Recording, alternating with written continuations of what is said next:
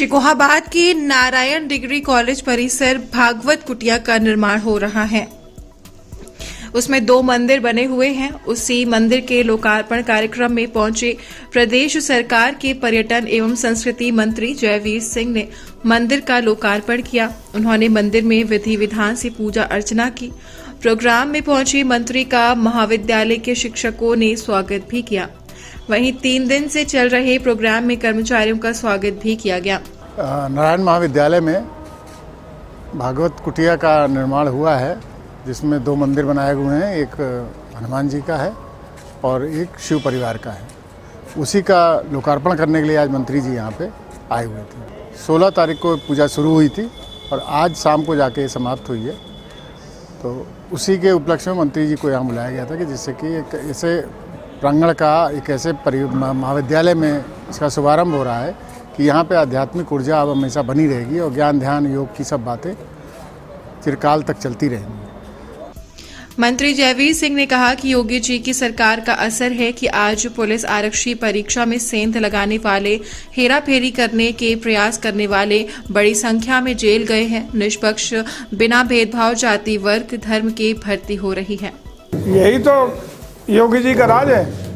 जिसने भी परीक्षा में सेंध लगाने का प्रयास किया, जिन्होंने भी कुछ हेराफेरी करने का प्रयास किया, वो सब लोग अपने कार्यों में सफल होने से पहले ही पुलिस की सतर्कता से, प्रशासन की सतर्कता से अपने कृत्य में सफल नहीं हो पाए और उन्होंने आज विधिवत जेल भेजने का काम किया रहा, कठोर कार्रवाई करने का काम किया रहा है। जब उनसे पूछा गया कि भाजपा सीए लाकर किसानों की समस्या से भ्रमित करने का प्रयास कर रही है, तो मंत्री ने कहा, सरकार को किसानों की चिंता है, वार्ता चल रही है, शीर्ष नेतृत्व लगा है, हमें किसानों की चिंता है। हमारी पार्टी किसानों की आय 2 गुनी करने को संकल्पित है।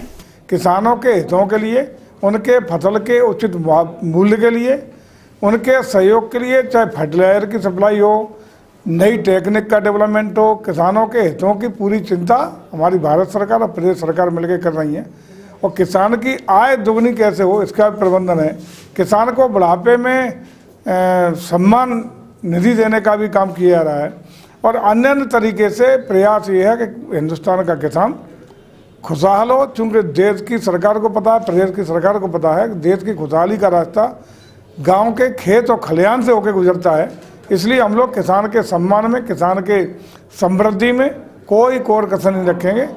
कतिपय लोगों के द्वारा जो भी आंदोलन हो रहा है, चाहे वो किसानों के द्वारा, उसका भी मुझे लगता है कि बैठ के बातचीत के द्वारा उसका भी शीघ्र समाधान होगा।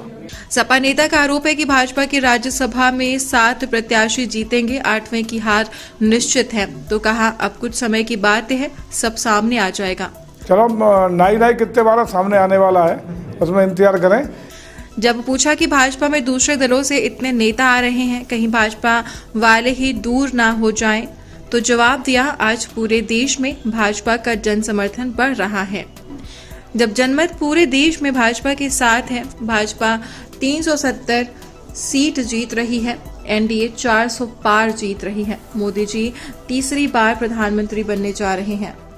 ऐसा है, देश की जनता का जब मूड होता है, लोकतंत्र में जन समर्थन, जन भावनाएं, जन आस्था, जन सैलाब जब बनता है, तो बड़े बड़े दल और बड़े बड़े लोग धराशायी हो जाते हैं। इस समय पूरे देश की आस्था, श्रद्धा और भाव आदरणीय योगी जी और मोदी जी के प्रति जिस प्रकार से बना है, तीसरी बार माननीय प्रधानमंत्री के रूप में मोदी जी को बनाने का देश की जनता ने मन बना लिया है और उसी का परिणाम है क्या सैलाब दौरा चला आ रहा है।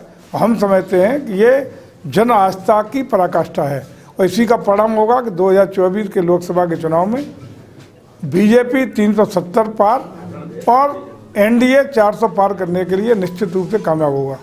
अच्छा, यहाँ फिरोजाबाद लोकसभा सीट से किसी दूसरे दल से आने वाले को प्रत्याशी बनाएगा या पार्टी का कार्यकर्ता होगा? पूरे देश में, पूरे प्रदेश में कमल लड़ेगा और कमल जीतेगा।